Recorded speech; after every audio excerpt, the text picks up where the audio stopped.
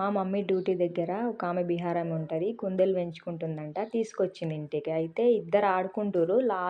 ఫస్టోడు ఆడుకుంటున్నాడు, నడుపోడు అస్సలు ఆడుకుంటలేడు. మస్తు భయపడుతుండు, కళ్ళలో నీళ్ళు వచ్చేసినాయి.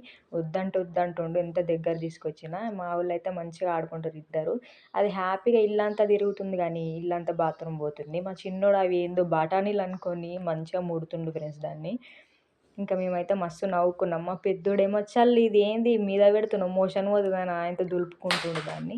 నేను వాని కోసం వేసిన దోశ దానికి పెడుతుంది తెచ్చి. అది ఎక్కడైనా దోశ తింటుందా ఫ్రెండ్స్? గమ్మత్ చేసారు. నాన్ వెజ్ మంచిగా అలవాటు చేసారంట, నాన్ వెజ్ తింటుందంట.